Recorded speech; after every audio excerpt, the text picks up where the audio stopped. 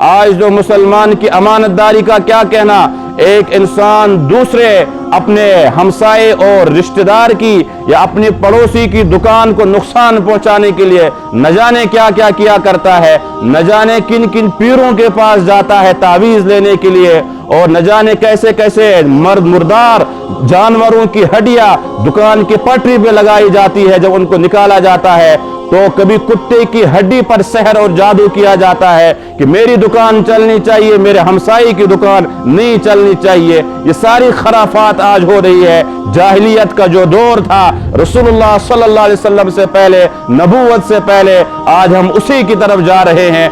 इस तावीज में और इसी तरह से ऐसे गलत लोगों के पास जाने में भी और दूसरे को नुकसान पहुंचाने में भी हम कोई कसर नहीं छोड़ रहे हैं। मुझे कुछ दिन पहले एक ने कहा था कि हमारे दुकान की पटरी के सामने किसी ने कुत्ते की हड्डी के अंदर जो है तावीज लगाया हुआ था कि इसका जो कारोबार है वो ठप होना चाहिए, इसकी दुकान नहीं चलनी चाहिए, मेरी दुकान चलनी चाहिए। ये कौन सी मुसलमानी है और ये कैसा रिश्ता है हमारा अल्लाह और अल्लाह के रसूल सल्लल्लाहु अलैहि वसल्लम के साथ? तो वो वहां की मुसलमानी क्या था, उनका ईमान क्या था और उनकी अमानत क्या थी कि जब उसने जमीन बेची, दूसरी ने जमीन खरीद ली, कब्जा भी किया। अब जब उसने हल चलाना शुरू किया, उसके अंदर एक गड्ढा निकलता है, एक मटका निकलता है, उसमें सोना निकला हुआ है। अब ये इंसान उसके पास जा रहा है, उस जमींदार के पास, कि मैंने आपसे जमीन खरीदी थी, ये मटका आपका है, ये सोना आपका है। वो मुसलमान भी क्या था,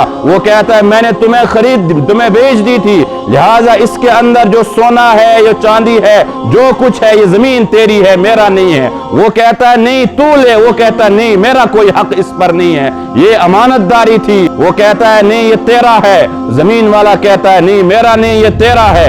आखिरकार एक बुजुर्ग के पास जाते हैं और कुछ उलमा ने लिखा है वक्त के जज के पास जाते हैं, अदालत में जाते हैं। जब फैसला उनका सुना जाता है कि माजरा क्या है, केस क्या आया है, और हमारे अदालतों में केस दूसरे तरह के पेश किए जाते हैं कि भाई ने भाई की जमीन पर कब्जा किया, भाई ने बहन की प्रॉपर्टी पर कब्जा किया, भाई ने बहन से कहा कि अगर तुमने मुझसे जमीन ली आज के बाद इस घर की तरफ नहीं देखना है, और भाई बहन से कहता है कि अगर तूने इस जमीन में कदम रखा तो मैं तेरी टांगे तोड़ दूंगा।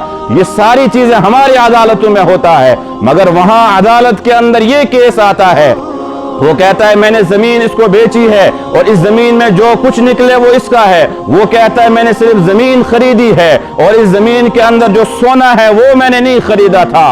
वो वक्त का काजी हो या वो बुजुर्ग हो, वो उनसे कहता है कि मेरी एक राय है तुम दोनों से, मुझे बताओ तुम दोनों के घर में तुम्हारी फैमिली मेंबर कौन कौन है, कौन कौन तुम्हारे घर में रहता है।